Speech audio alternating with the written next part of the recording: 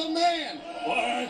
who, alongside others in the Attitude Era, but in a big way, put this business on his back and carried it to levels that nobody in the history of Earth could think of for the WWE. A man, because of his bald head and his big brain inside of it, and his jean shorts and his ability to speak to the common man, made the WWE the most famous thing on Earth. Ladies and gentlemen, hero, icon, What? Stone Cold Steve Austin.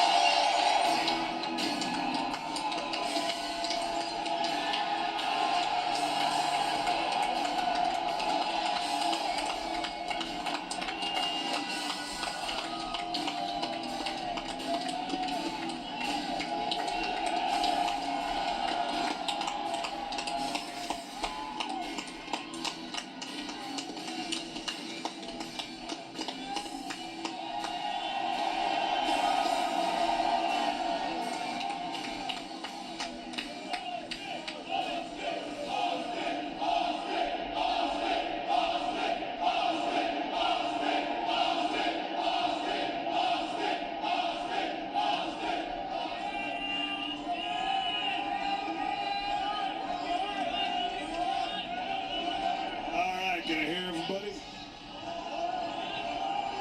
Hello, Right. Steve. Can you hear me? Oh, yeah. It's good to be here. Right. I grew up watching the show on TV. Right. Oh, we can do that today? I had a chance to see you, first time meet you, grew up watching you. I've told you this personally, I'll say this publicly with you around. I grew up in a blue-collar community. I grew up with parents that hated authority. I grew up in a town that loved to drink beer. I grew up in a town that Stone Cold Steve Austin influenced every single Monday night. You are the hero, the legend in my eyes, and I would like to let you know, thank you for coming on the show today. And thank you for being so kind whenever I get a chance to chat with you. I remember we were in Dallas day before, and I got a chance to meet you. It was one of the coolest moments of my life.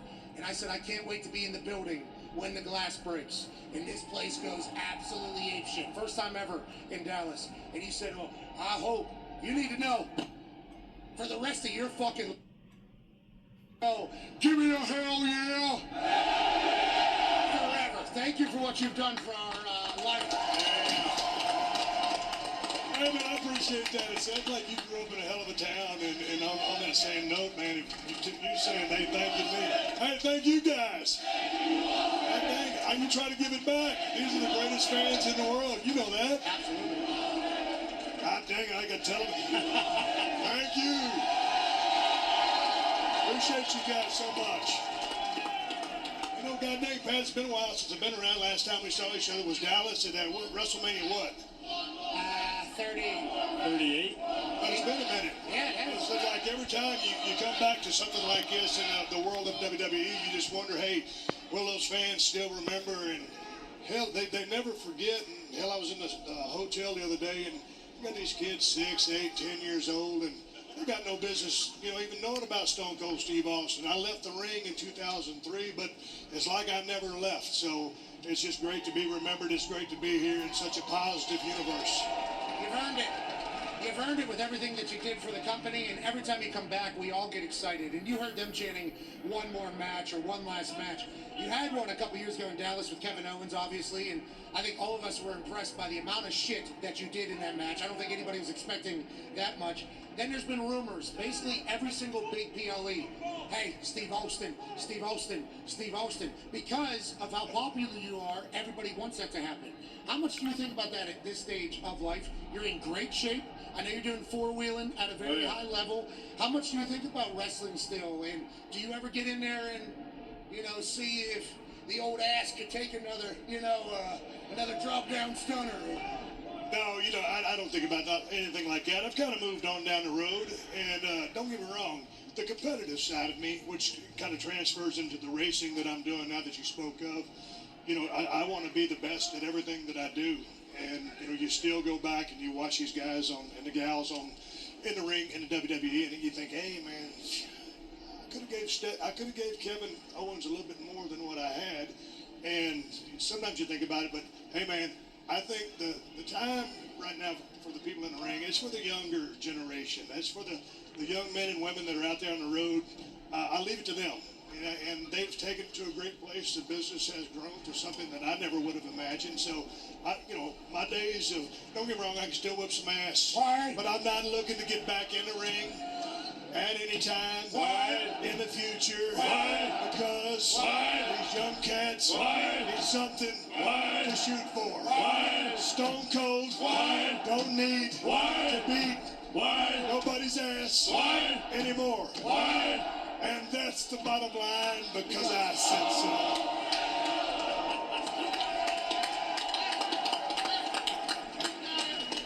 Yeah, still got it. Now, you mentioned the young cats, and you mentioned the current state of the business being into place. Do you follow, and what are your thoughts on the current state of the business? Because there's always, I think Triple H just did an interview talking about it. In basketball, there's a lot of conversation about the older generation versus the younger generation. Football, same exact thing. Older wrestlers viewing younger wrestlers. You, GOAT wrestler, viewing the modern, kind of generation of wrestling. What are your thoughts on the state of where the WWE is right now? Man, as far as I could see, if I'm more on IG and stuff like that, I don't watch a whole lot of TV, but God dang, the business is cooking. The houses are full. The fans are excited. The talent has taken the game to a level. It's like everything, the evolution of sports, shoot sports. But wrestling has done the same. It just keeps getting faster. The kids these days are better athletes than we were back in the day. So I just think that they're doing a good job. I don't know. Dude. Well, that's something I got to chip out there because, walking around out there with a couple of knee braces, I did pretty damn well. Yeah, but think about their bodies with 6, What? 7, What? 8, What? 12, What? 24, What? 31, What? 42. What? Beers in their mouth and in their system while having to operate. None of these hangovers for 3 weeks nowadays, as opposed to working the next day. You're a different type of athlete, brother. I think you need to understand that. Man, life on the road was so good back in the day. I take a story to tell these people out here. It was WrestleMania in Dallas a couple years ago, and I went out there and had that match, and then came back, and Brock Lesnar and I are pretty good friends. We never speak, but we're really good friends.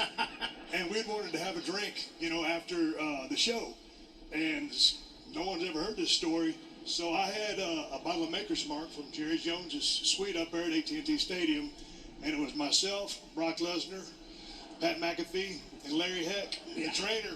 And we had a fifth of Maker's Mark. This is just kind of what the business is about and what it should be.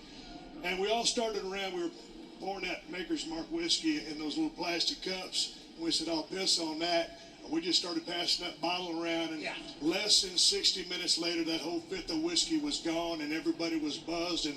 And God dang, that's the brotherhood of what the business is all about. So that's what I want these young cats to understand. It's going out there working your ass off and having a good time and entertaining the people, but it's a brotherhood. It's a locker room. It's a locker room. It's a locker room. You need them. And me being invited into that room, I don't know if you've heard my side of that story. So, yes, you and Brock are going to have drinks in a locker room. Larry Heck, who is a dog in the medical, whatever. I don't even call him a doctor one day. I'm not a doctor. Don't say that. Trainer, whatever it is. Yeah, Larry's been around a long, long time. Larry's great. So I get a text like, hey, come to the locker room or whatever it was. I was like, you got it. So I come walking in. I open the door, and I see you and Brock sitting there. And I was like, oh, shit, I feel like this is a big moment in wrestling history. I feel like it actually was. You two hadn't talked, right? A lot at that point. That was like one of the first real times. So I walk in, and I almost do like the Homer Simpson, okay, I'm going to get the fuck. Instead, I stuck around, and the storytelling, the vibes, the energy, just everything about it is what makes like the business go. It makes a football team go. And it was an honor to be in there, but damn, that was a fifth of that. And then how many Steve Rogers? I think we had like... Yeah, there was a lot of beer going too. Yeah. It was one of those deals, man. I mean, I can go, but the next morning, and I heard everybody else was selling big time. Yes. I wasn't selling as much, but yeah, I was selling. It hurt. Yeah, so I texted Larry, and I'm like, I'm in a bad spot. And Larry's like, oh, you got to no-sell this or whatever whenever you talk to Brock and Steve. And I'm like, no, I'm fucking dead. I was puked 3 times the next day. It was an honor to drink. And And thanks for stunning me. You know, there's no reason for that. We're having a good time. We're having a good time. You know, we're drinking some beers. What? We're serenading the crowd. What? We're in Jerry World. What? We're reminiscing. What? And then boom! Boom! And dude, you took that stunner like a champ, and people asked me, and then some of the guys backstage, they know me pretty well, and they said, hey man, it looked like you shot with that stunner on McAfee. They said, what was up? And I said, yeah. I said, anytime them damn football players come over and try to get in our world, you got to show them what's up. Yeah. So yeah, I laid that shit in on him. And the last I heard, I thought I dislocated your jaw, messed up a couple of C vertebrates. I hit you over here on this side, caught you with a liver shot with that big boot. Yeah. And I heard you was just all fucked up. Hey, that's what happens whenever you drink with a Texas rattlesnake. You know, that is a possibility. But yeah, the neck was stunned, obviously. Jaw had a couple there, and I was. But no animosity back towards me now, right? Never. You're Stone Cold Steve Austin. What? Cole has a question for you, Steve. Well, actually, I just want to thank Steve because I wouldn't be here today without you. I mean, how do you figure that? Well, first off, when I started, I was the butt of all your jokes and all of your interviews and all of your certain things that you did. Then you beat the shit out of me one night where you knocked me out with a punch and then kicked me in my kidney to wake me up. And then you gave me the honor of being the special guest referee for a match that was voted the worst in WrestleMania history, me versus Jerry the King Lawler. Yeah. But you actually agreed to be the special guest referee of that match, and I'll forever be indebted to you for that. I mean, coming up in the business with you was incredible. Man, but I got to say, I mean, because of the state and of the business and where we were in that year and what Stone Cold was, I had to lay that ass whooping in, and that's all serious. That was protecting the business, and you took it like a champ because I truly did beat the shit out of it. Yeah. Hey, way to go, Cole. Way to go, Cole. Thank you. Hey, you know, also, Wade Barrett, who's a commentator with us now, Wade and I frequent your brewery in El Segundo. It's a great place to go. It is phenomenal, and they take care of us there all the time. That felt like an easy fit, you and beer. Why'd you finally get into the beer game? It feels like that should have been something for a long time. Perfect. Well, it's something for a long time, and when I was, here's a story like a lot of people You don't might be know like about. the most notorious beer drinker in the history of humankind. Probably, you know, that's something, a badge of honor. Absolutely. Hey, it was way back in the day, and I was running hot as Stone Cold. We were doing some beer testing with the place up in northern New York. We're about to come out with Stone Cold beer.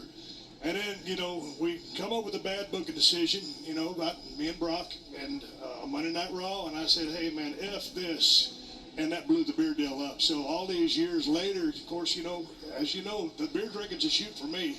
I grew up drinking beer my whole life. And, you know, in college, when you're starving, drinking the shittiest beer that you can afford. Absolutely. Lone Star. So, yeah. PBR, Natty Light. I'm not going to name any names. But anyway, I'd always wanted to get in the beer market, and I started seeing about these craft beers. I said, man, what the F is all this craft beer stuff? Because I figured that was for the snobs. Yep. And so I started drinking a bunch of pale ales and stuff like that, and I kind of tried one of those IPAs, India Pale Ales. I said, man, that's a little too hoppy. I went back to the pale ale, and I said, man, that ain't hoppy enough. And so I went back to the India Pale Ales, the IPAs, and my manager at the time went to high school with Rob Croxall, who owns El Segundo Beer Company, and he put us together. We liked each other, saw the same vision for great beer. El Segundo Brewing Company is known for making great IPAs, West Coast style. So we hit it off, and I've been in it. This is an interesting year for me because 2025, I've been in the beer business 10 years with El Segundo Brewing Company, and it was a match made in heaven. We're proud of our beer. You know, we're craft beer. We're not the biggest. We're competing with the bigs, but our beer, we make. Also, this year, I celebrate my 10th anniversary with Kawasaki Motorsports. So, just milestone 2025 has turned out to be good. And here at WrestleMania in Las Vegas, I don't like to leave the state of Nevada too much because this is my home. And coming down for it, we were just here last month at the Met 400, and I finished that race. We had a lot of problems and broke down, but finished this race. So it's just a great year, and it's good to be here with you guys. Yeah, but what an accomplished dude. Obviously, WWE GOAT will always be talked about as such. Anytime you walk into a WWE place, it'll go crazy. 10 years with Kawasaki, that's a long time with a partnership. 10 years with El Segundo with beer, that's a long partnership. You're an accomplished dude. You've done good, Steve. Never forget it. And as long as Steve Austin's selling beer, I got a nice little piece of information for you that you're gonna want to hear. People are gonna drink it, brother, and we're one of them for sure. On that note, Hulkster has a question for you, Stone Cold. Yeah, Steve, just first and foremost, I'd like to say from one beer magnate to one up-and-coming beer magnate, congrats on all your success, brother. I love you. You know that. I wanted to ask you, though, with Mania right here, I'll tell you what, these marks have been up my ass all weekend so far. It's getting real hard. I'm about to go over the edge, and I'm going to leave a lot of people unhappy here, dude. See, show some goddamn respect, brother. You, right, I'm looking at you. Marks.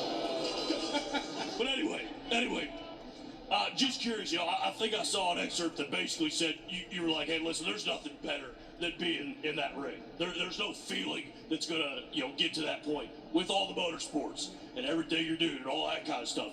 Do you feel like you're kind of always chasing that feeling that you get in the ring, or is that kind of one of those things where it's like, you know what, that's the best feeling ever, dude, and I'm never going to reach that again?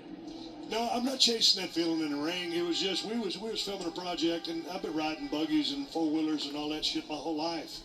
And we were filming a show, and someone asked me, hey, man, do you want to do a poker run? A poker run is a pre-run for an off-road desert race. And I said, man, what the fuck is a poker run? 'Cause I don't. So anyway.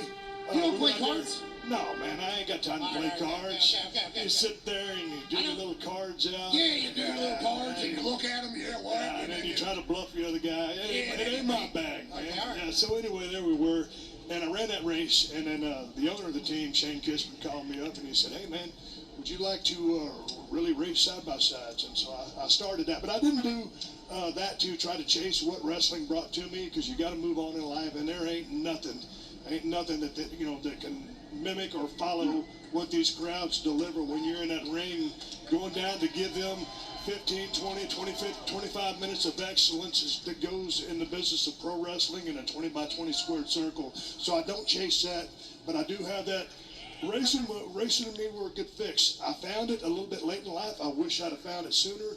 But I love to drive, because we like going on the shows on the road. I love to drive, like to have a steering wheel in my hand, and I'm a type A personality. I hate to be late to the finish line, so it was a match made in heaven. Hell yeah. Did you ever do an Uber? You've never Ubered in your life, I assume. You mean like been in Uber and drove? No, like, Can you imagine Been that? in the car. Was the Mark? have you had, Yeah, Mark? I was Uber Mark, yeah. Yeah, I always get them big SUVs. So yeah, go ahead. Well, I was just going to tell you about liking to drive. I have gotten Uber drivers sit shotgun and drove because I didn't like the way person was driving. Yeah. I agree completely with what you're saying with having a wheel in your hand. Yeah. How fast are you going out there on the desert in the side-by-sides? Man, our buggies, you think about the trophy trucks, those things are done, $120, $130, $140, whatever.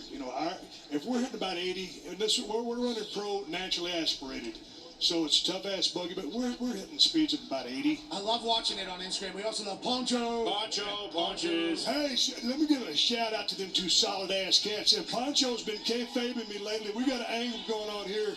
I'm a little bit pissed off at him. Every time I go out there to pet his ass, he's starting to walk away on me. What? Macho went after a chick, and I had to suspend his belt. He broke a sanction, so he's on a suspension. What? Life in the Broken Skull Ranch is getting a little tough now. These cats got to realize that Paw is still the boss over they're there. getting a little rub, brother. They're getting the rub, but those are some solid-ass cats, and I love them to death. Yeah, there they are. Goats. There's Poncho, the tuxedo cat, and the orange cat is Macho. We named him Poncho. It was just a given. We originally had a black cat, and he was lefty, and he kicked the bucket. We got another lefty. We would like to let you know, we did a Live memorial. memorial for lefties. Oh, I appreciate that. Yeah, well, The lake. Okay, last question here. We got 2 minutes before we have a hard out. John Cena, okay? Obviously, you guys are in a Mount Rushmore conversation. You know who you are, and there's nobody that doubts it. When you see Cena do what Cena has done here over these last couple weeks, because his last time is now. We wanted one last...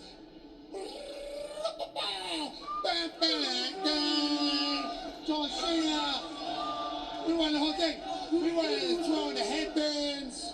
We wanted the Make-A-Wishes. And then all of a sudden he comes out and tells the fans that they've been rude to him over the last 20 years and they disrespected him, and he's gone completely the other way, taking on Cody Rhodes, a guy that obviously they came up into business coming together. What are your thoughts on that match, and what are your thoughts on what Cena did, selling out to Dwayne Johnson the final boss. Yeah, I'm looking forward to the match, you know, and it's like, hey, if you like the John Cena heel turn, give me a hell yeah.